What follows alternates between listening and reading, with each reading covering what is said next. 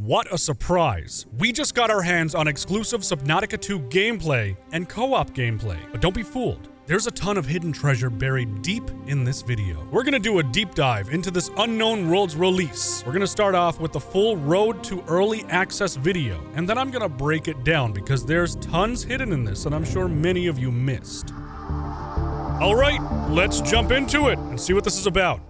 Hello, I'm Anthony Gallegos, design lead on Subnautica 2, the next game in the Subnautica series. Okay.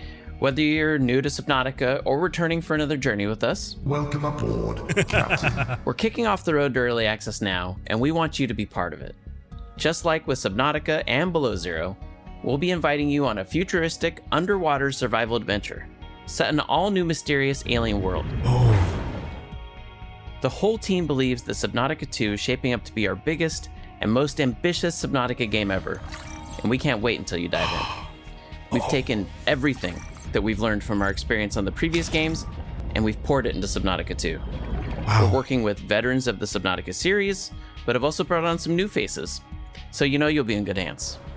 But we're also ready to shake things up. Oh, it's sick. For the first time, you'll have the chance to experience Subnautica 2 with your friends in co-op. But whether you choose to play solo or with friends, we hope each descent into the depths is more thrilling than ever. Oh, it's so cool! If that sounds awesome to you, then join us for early access later in 2025. You'll be there when we first add new vehicles, craftables, biomes, and Leviathans.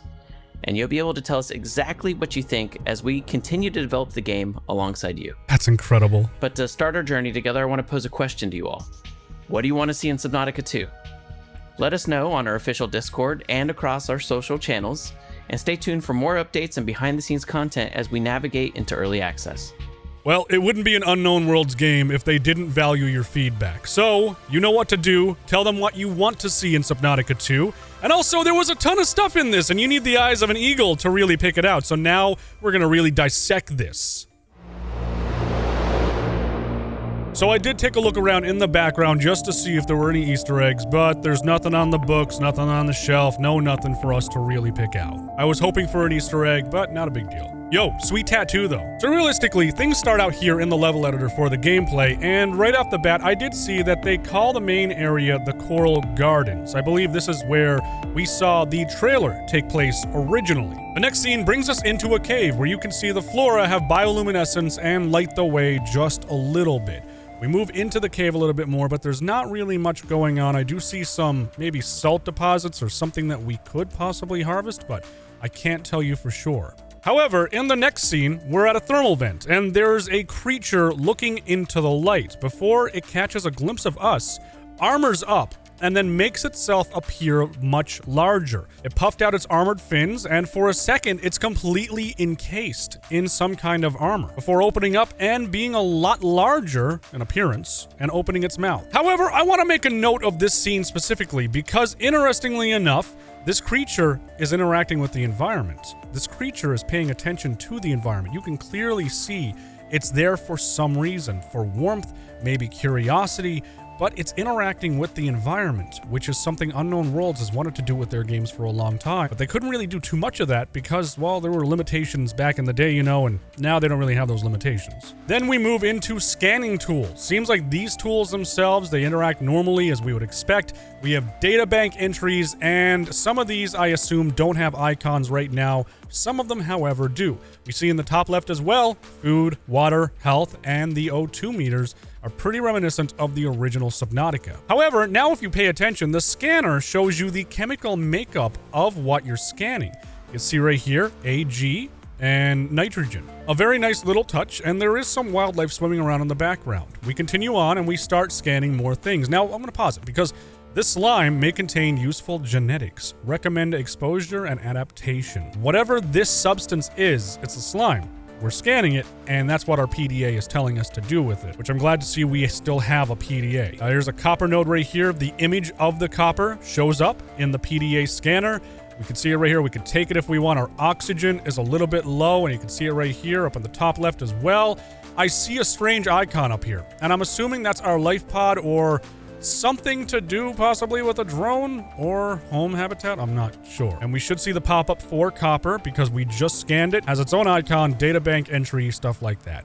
Then we move into building, okay? So I'm gonna take a little bit of time on this one because this is cool. They have a lot of brand new items that you're able to create. Seems like some items are reminiscent of Subnautica 1, like the interior door, but others, like the nook, the half-round room, that's brand new. That's all brand new stuff. I would strongly suggest you don't pay attention to the cost or comment on that because this is work in progress. They probably made these super cheap so you could make them easily and they can test it and stuff. You can see a standard foundation, superconducting foundation. Not sure what that would be for. Maybe for thermal vents, maybe for electricity. And it seems like now we manually place down the pillars that we want to put on objects because, you know, the legs no longer sprout down like our current habitat room. Also, one thing I noticed, which was a really nice detail, when this attaches, you can see like it has like little bolts and a circle and it impacts this model itself. It looks, you know, it looks like it's supposed to be attached to it and it modifies the model as such. Looks like there's a lot more detailing too with all of these all drilled in through. And we have some kind of icon right here, which I assume represents the opening or the entrance of it. Something also very interesting is that we can have 0.71 out of 1 titanium, out of 1 resource. So maybe this is something that they're going to bring into the game or like having a little bit of something or like a whole of something. The building tool itself looks entirely different compared to how it used to. It looks like it's a lot more upgraded, a lot more futuristic, probably a lot more capable. And I assume that very back piece right here, that's probably a battery. I really like what they've done with the building tool. And they've moved everything too, so it's not obstructing your vision anymore. Now we move into an actual placeable room that they're trying to place down. Again, this is work in progress. I can't guarantee this is how it's going to look when you get your hands on the game, but either way, trying to place a room down, they can't do it because it's obstructed. In the background to the left, you can see a school of fish swimming by. You see bubbles being left in their wake, which is a very nice detail. There's nothing else really happening around. I see some brain coral down on the bottom right, like right here, or up on the top right. And we see one of those creatures that were teased ages ago during the time pod things, whatever it was. You let them out of the rocket and other players could find them in their save. Time capsules, yeah. Oh, and I just noticed, do you see this right here, that mound? I think that's our friend, but we'll get to that in a second. I think there's 2 of them, actually. Possibly, unless they're corpses. Oh, 3 of them. There's 3 of them. There wasn't really too much happening in this scene, unfortunately. There is something to the left, but it's dev blocked, basically. Like, you can't... They're still working on it. They're still making it. We can see one of the resources, I believe, in the bottom left, which is kind of nice, of the dev window. And we can see in the top right, last loaded region, obviously, they're loading this area right here. But we see coral gardens further down in the world. And I think this is the total map size, 24 by 68 by 47 kilometers. So that's kind of insane. And I wish I knew what one was depth, but like any of these would be a substantial upgrade to what we can currently do in Subnautica and the deepest caves they have. On the left, we see some icons here for different things that they put down. Then we move into the same scene just a little bit closer. We can see the resources. We can see how everything's interacting with the currents of the ocean and moving around with the tide. We also see the sun, I believe, quickly passing by, causing God rays and dynamic lighting. Oh, wow, that looks really, really nice. Next, we move into a very interesting area. Now, I didn't pay too much attention to this initially in the trailer, and I should have because it's actually it's got some stuff.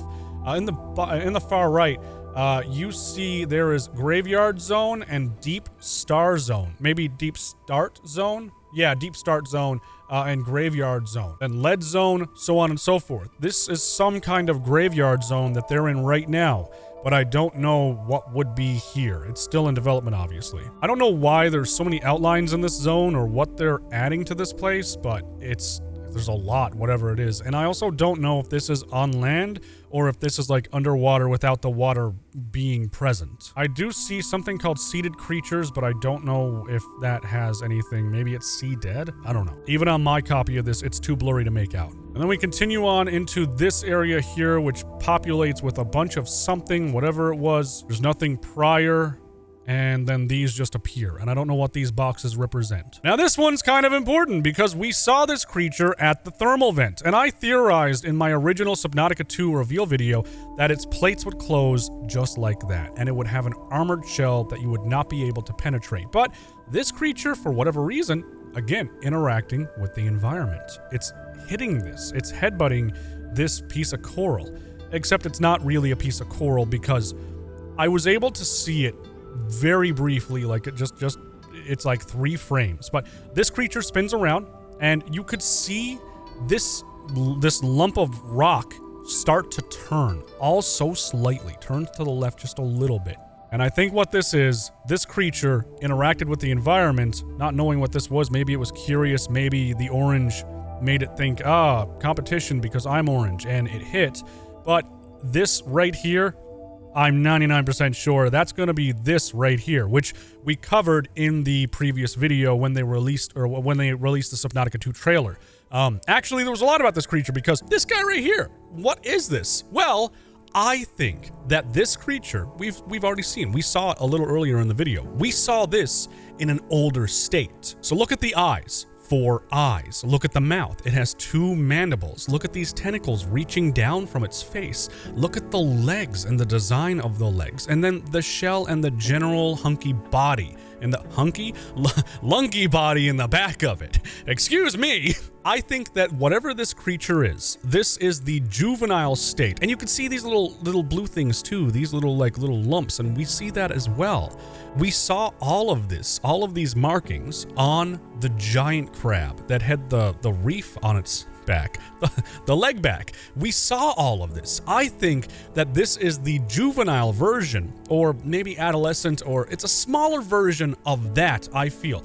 Even over here, because we have the giant creature here, but we also have these small ones. And these small ones, I feel, are the juvenile version of what this numbskull is headbutting right now, which it's a passive creature, we believe. We don't think it's going to be aggressive. And we don't know why it's decided to wake it up unless it wants it to move, or maybe there's some kind of symbiotic relationship where it somehow feeds or gets some benefit from doing this. I'm not sure. Pretty cool to see that creature is in, however. And if you do pay attention, you do see a lot of rocks flying out of the creature as well, and debris, but I assume that's just the debris of like the sand being disturbed and, you know, the VFX of the actual impact and this thing, you know, like bumping against the ground. So I spent a lot of time really analyzing this section of the world, and we can see something pretty cool. It's an interaction between 2 creatures, which I love to see.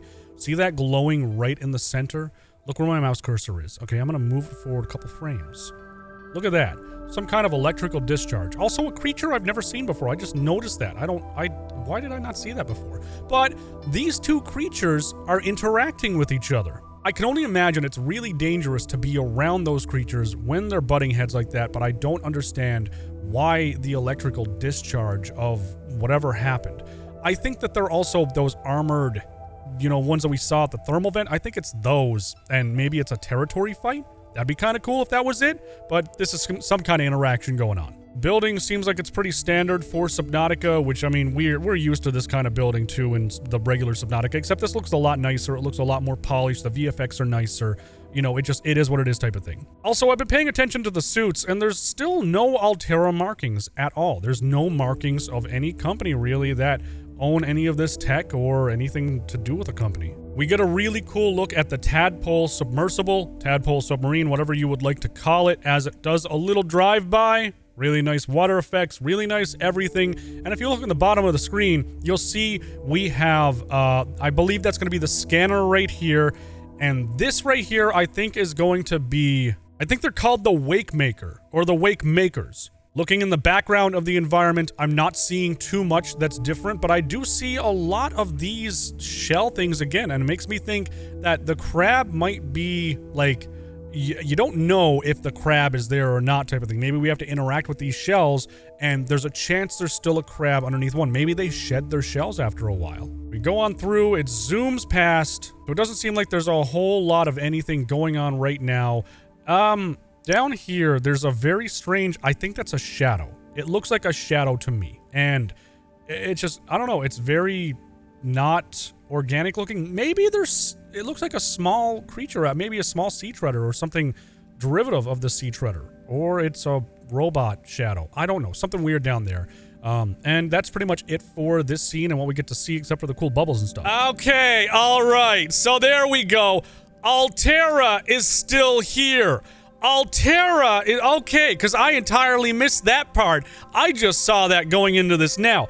Altera is still in Subnautica 2. We can see the kitty cat poster too in the background. Okay, I don't know what this device is. This is different, but we see the kitty cat poster. And this is Altera funding all of this. So they're not going to care about our lives unless they've been sued and, you know, workers' comp is now going to be working for us. But that's really damn cool. That's a huge little tidbit. Wow. Wow. Also, this is the welder tool, if you haven't figured it out already. It's just repairing this vehicle, and it looks like the vehicle is next to a base, but I can't really see much of what's going on inside that base. I do see the outline of something right here, but I can't quite make out what it is. Oh, and I do see either a locker or something that we can use as storage over there. The hatches look a little bit different too. I see a fabricator right here, and I think this is a locker. I don't know what's written on the locker, unfortunately. I can't tell you what's there. It starts with an L, and I can't tell you what else is there. And I have a 4K copy. I can't see it. Otherwise, not much more going on with the vehicle. Now we move into some terrain stuff and just messing with the terrain in general. I did look around to see if there were any creatures. That's the Leviathan. Any creatures around, but there was nothing hidden around in the depths over there. But the atmosphere is entirely different. But how we move into this right here? The Leviathan itself right here. We only get a couple frames of it. So I don't know if this is the Leviathan we saw at the end of the trailer or if this is something else. I can't tell you if this is the Leviathan or not, but you know, it's something, and it's going to be terrible, I'm sure, when we get our hands on it. Then we enter into a dev level with, I guess, just showing the VFX and how much stuff is going on at a single time, and maybe testing frame rate, stuff like that. I don't know if these things are the new way to get oxygen if you're low and you're underwater, kind of like those other ones, but I do see some larger bubbles forming around them. I do see a Tadpole submarine as well above for a second, and there's some kind of signal down right here, but I don't know what that signal is either. This is clearly just a section of the map that's being worked on, or it's just a dev level that they use for testing. We move into some more stuff, messing around with some rocks, placing down the world, and building the world that you're going to be playing in. This takes a long time to do, and a very talented eye to make these things look really good. Placing down some extra stuff. And just like that, we ran out of content. There's nothing else to deep dive in this video. Thank you so much for watching. I hope you enjoyed it. Leave a like if you did enjoy it. I am thoroughly impressed by what I've seen so far. Unknown Worlds, you are kicking ass. Anyway, somehow I made a 2-minute video into an 18-minute video, but I'm sure the diehard fans of Subnautica are gonna enjoy it, and I enjoyed it, so, you know, it is what it is. See you guys on the next one.